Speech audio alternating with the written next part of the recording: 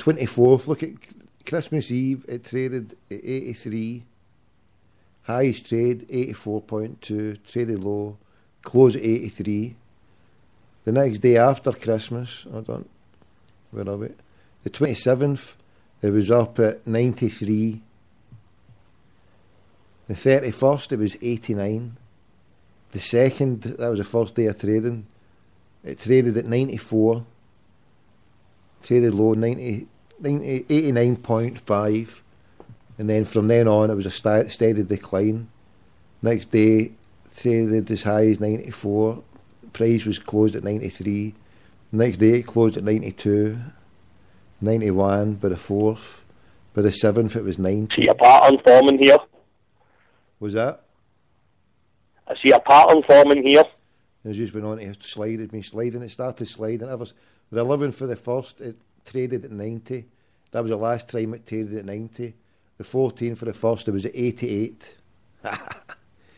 88. It stayed at 88. It plateaued out. It just kept falling in 86. By 24th, by the time February comes, it's went down to 83. By the time March comes, by the time March comes, it's down at 79. Dear God. By the time April comes, it's down at 71. By the time May comes, right, I'll finish here. By the time May comes, the decline is just spectacular in April, because the 1st of May comes, it's from 56. From 56 away up to 71. So the glorious month of April, it fell like a lead brick from 70, from just below the opening price to 56, and then it plateaued out from June, staying about the same, and then it went for a heavy decline on the 15th of July, 51, and it dropped like a stone to 40. It did go up again, back up to 50 at the end of August, and then it's been on a steady decrease, falling down, all the way. So what brought that panic there? So right on the middle of July, it fell off a cliff, and then it went back up at the start of August, the end of August, and then it reached a high. But it tested what it did there. It tested that point there, and then it's been selling off ever since the 9th of the 9th. Selling off 54. It's just been sell off. And in the most recent bit, in the last month, it's went for 43. It's lost 20% in the last month. The decline has been serious in the last month. It's a wonderful picture, mate. It's an absolute. I'm going to retweet this here. If everybody wants to see it, I'm just going to put it on my Twitter. The Rangers graph, mate, is spectacular, mate. Absolutely spectacular. It sounds like a lovely tale. I think I'll need to have a wee read of that once I get off the phone. It's an interactive graph. You just click on it and see how it goes down for the full year. Exactly for the full year since it went on the market, you can trace the decline of the Monkey Mob. Hold on. The decline of the Monkey Mob on a graph. I love it. It's beautiful. It's a thing of beauty, that's what it is. The other thing I don't get though is, after tomorrow, the BBC and all that have said, that's 60%. The current board have got it. It's there's no point in them even turning up. So it was. I think it was on the Sports Sound last night with his face Paul Murray came on, and exactly as he said. No, I mean, if they do win by 60% and the other 40 are against them, where is this additional investment coming from? I mean, they've said themselves they're going to be out of cash by April, and we all know that's bollocks. It's going to be well before then. But seriously, how are they planning to get to the end of the season? How are they planning to start next season if they don't get somebody to invest in them with substantial funds? I mean, surely to God, one side should be able to have a champion and say, right, well, look, this is the plan, this is what we're going to do, we're going to get a certain amount of money, and then from that, we're going to live within our income. Both sides of them seem to have the same plan. Let's just spend all our money as quickly as we possibly can, and we'll get a bailout somehow. We'll worry about it further on down the line. It just seems complete madness for the outside looking in. The final manoeuvre will be, I think, and it's always been the case, Dave King. I think he's the final solution for him. I don't think McCall. I think these are just stalking horses. I think they're just there to flush. I think they're there to flush that guy out. To flush. The last bit will be Stockbridge walking away, and that'll be the final fait accompli that everything that's went on. And then I think Dave King is I think he's a king in waiting, mate. To pardon the pun, mate, for Dave King. I think he's the one. That's the one that's apparent. I think ticketers get paid off the day. I think they've made some amount of money, or a lot. They've made some of their money back. I think because I think they maybe have, despite what Imran Ahmed said at the time. I can't see them not putting their oar in for it and taking a payout here, So I think tickets have been weighed in. I think a lot of people will get weighed in. I think Green get weighed in, not only from Easdale, and I think either Blue Pitch or Margarita was Craigie White. Ticketus was one of them too, maybe. And I think Dave King might have got a bit. So I think everybody's fed in the trough, and today was a giant feeding bit. And it's maybe that's why they that's why they delayed it, obviously, right to this point. And it's obviously, and it's a way to bury bad news while everybody's sitting here, all the requisitioners and the money and all that. There's some amount of money getting trousered here for a few shares, know what I mean? Everybody at 1 penny's cashing out for a huge amount of profit here. And it's cool. Cause definitely. They're sitting there worrying about, get him out, get that person out. Well, everybody's trousering the money and heading for the exit door. Can't say I'm upset about it, but I read something the other day as well. Like they've generated something like £55 million, and they've got nothing left. And it's like it just doesn't make sense. How can they not see that the money's going in the front door, and every single person that you've just mentioned there is just lining their pockets and singing all the way to the bank or laughing all the way to the bank? A blind man could see it. It's like, how can you generate that amount of money and have no money left? You're in this bloody second division. All right, you've got Ibrox and fucking Murray Park or whatever to maintain, but Jesus Christ, surely to God, I just don't understand it. As you say, that it all seems like a smoke screen, and at the end of the day, you know what I mean, there's just a conveyor belt of cash getting into 5 or 6 people's pockets, and they're just, as I say, they're just laughing all the way to the bank, mate.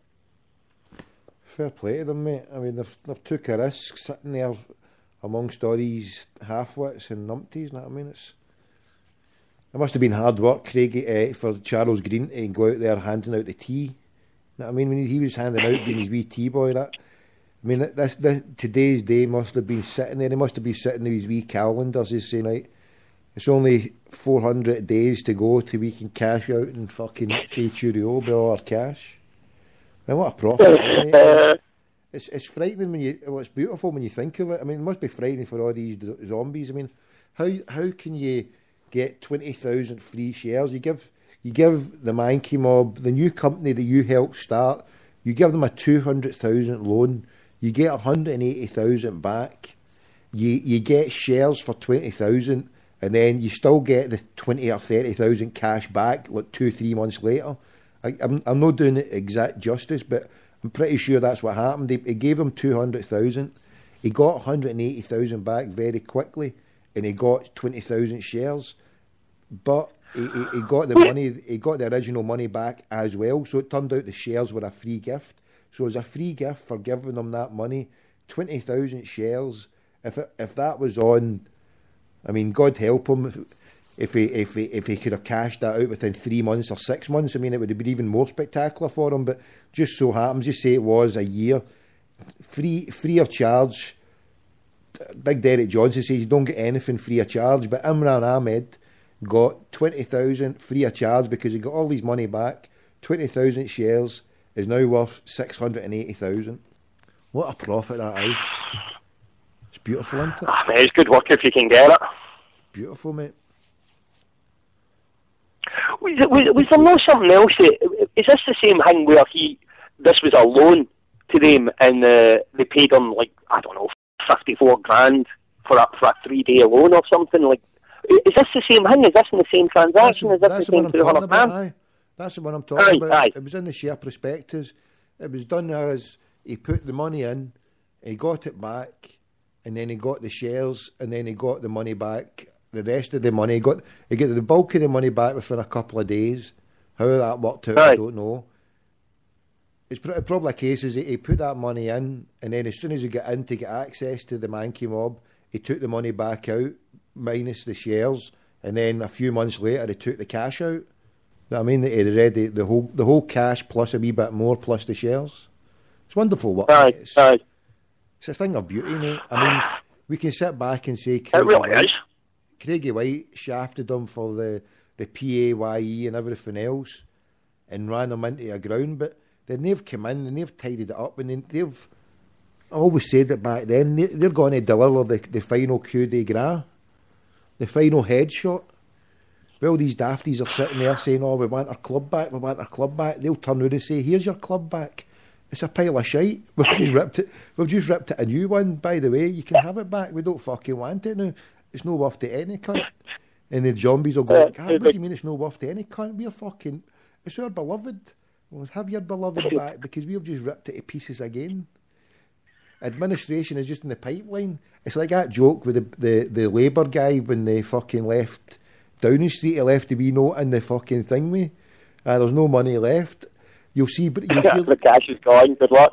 I know. And Boxing Day, the newspaper will be fucking Malky Murray comes out the blue room, staggered out, pissed. They locked him in there on Christmas Eve when he comes out, and he goes, "I've drunk the profits, and there's no money left because here's a thing with Green. Look at this." We'll get fucking nothing left, boys. I've drunk it, and they've fucking spunked it. They've spunked it and I've drunk it. What are we going to do? And it's a call to Archie. Sell the shells, Archie. Sell the shells. I love it, mate. I love it. Malky Murray, you got to admire that guy, mate. I mean, he steps off a golf course and he doesn't change his jumper it was either. First of all, I thought it was dandruff, and if you've got bad dandruff or scaly scalp, you don't wear navy blue or black jumpers, and that's what he did. He wore a navy blue jumper, and it looked like a golf jumper.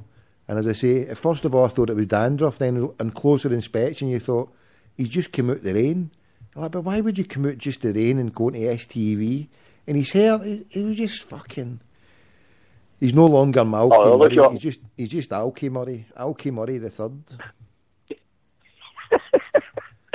I never thought there'd be so many Blue Noses become heroes to all the Celtic fans. I'm telling you, like Craigie, Chuckles, Imran, Malky Murray, Paul Murray, all of them. They're all legends now. Like they gave us more comedy joy than. Paramount Comedy Channel, I'm telling you, they're brilliant. The Big Hoose guy. The Big Hoose guy. The Big Hoose guy and Billy Union Jack. Billy Union Jack, I'm going to jump off that government rear stone and get you. I mean, he still phones Radio Snide at times. Sometimes you hear him on there. I mean, there was somebody who phoned in, and I thought he was a Celtic fan. He said he was a Celtic fan, but I was pretty sure the way he was saying it was fucking Billy Union Jack. I'm going to jump off that government rear stone and get you, Mr. Murray. And here, how are they all called Murray? How many Murrays can you get? You've got Malky Murray, you've got Paul Murray, you've got David Murray. Fucking. Not one of them with a brass farthing to rub together. The Murrays are the richest to the sounds of things. Oh, mate, the last Murray with any money was that fucking Murray Mint. Murray Mints, mate. Money mints, because every other Murray's been on fucking borrowed time, mate. They've been all been fucking... Oh,